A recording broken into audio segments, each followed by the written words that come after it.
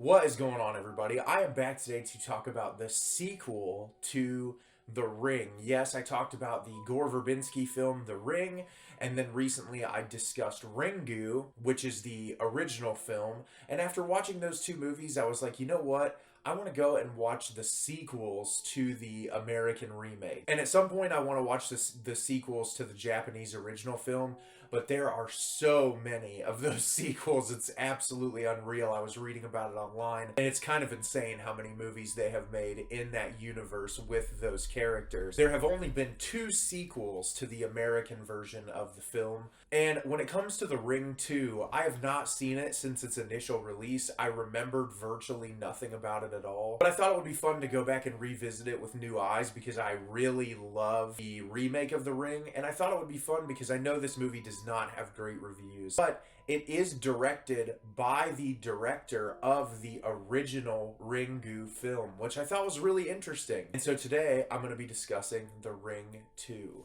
The Ring 2 is directed by Hideo Nakata. Rachel Keller must prevent evil Samara from taking possession of her son's soul. So, I did not remember a single thing about this movie when I watched it originally. It has honestly been probably since its release year since I've watched this the first time.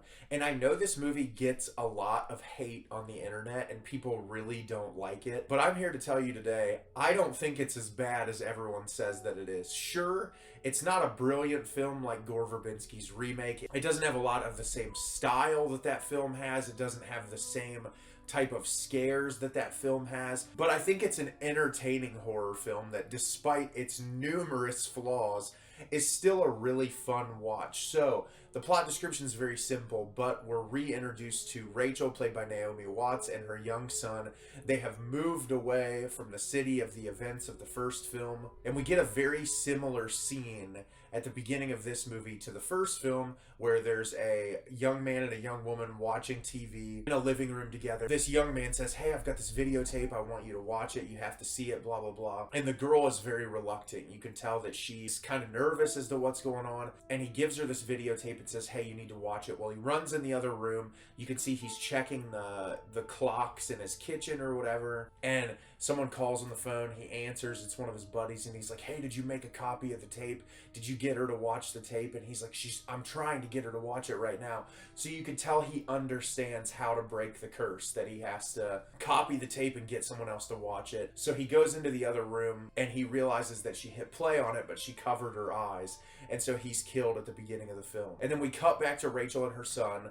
Rachel is in this small town. She's gotten a job with this tiny newspaper because she still wants to do journalism work. And she finds out about the murder of this young kid. And so she realizes that Samara is back. Her son starts experiencing these weird visions, seeing and hearing Samara. Rachel finds out about this and is worried that Samara is out to get him. And so the entire movie is she is trying to prevent Samara from coming after her son and wants to try to find a way to get rid of her once and for all. So with a story like this, it's going to be really difficult to try to do something new or interesting. And so this film takes kind of like a possession angle, which a lot of people may argue doesn't necessarily make sense logistically with the original film, and like the confines of everything that happens is surrounding this tape specifically. And like, if she can just go possess people, why doesn't she just do that instead?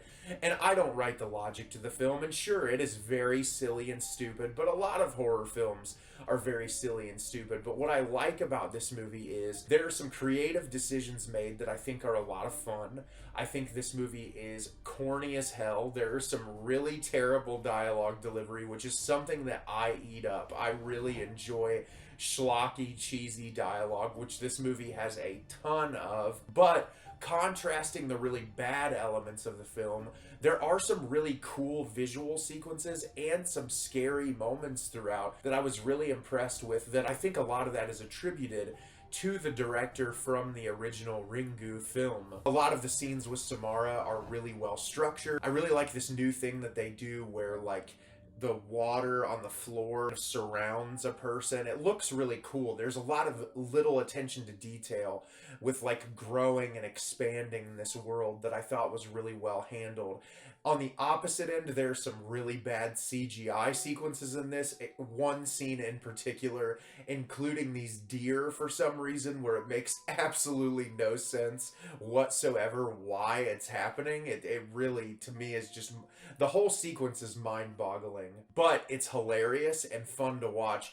And even the bad elements in this movie are still entertaining to watch to me. When people give a movie 1 star, 1.5 star, and call it the worst thing in the world, it's really funny to me to read those, because I have seen some truly abysmal trash in my life that is just like, I can't even keep staring at the screen because I'm so bored, and there's no entertainment value, and there's nothing of any substance to be enjoying from that. This movie, despite its numerous flaws with dialogue delivery, some really bizarre editing choices that make absolutely no sense, with some really great editing choices. Like I said, some of the new elements of how everything works are really bizarre and bonkers, but that makes it entertaining to watch. It makes it fun sometimes to watch something that is so ridiculously stupid that it's entertaining to watch. And I had a blast watching this movie despite its numerous amounts of flaws, and I think that it adds enough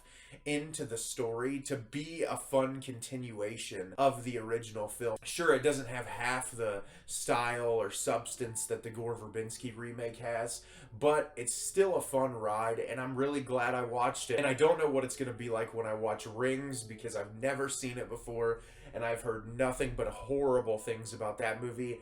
But The Ring 2, while not being a perfect film, it's still really entertaining, and I had a fun time with it. So have you seen The Ring 2? Did you love it? Did you hate it? Leave me a comment down below. Let me know what you thought. I think this movie isn't perfect. It definitely has its ridiculous qualities, but I still think it's a really fun watch. As always, if you can like the video and subscribe to the channel, it helps me out a lot.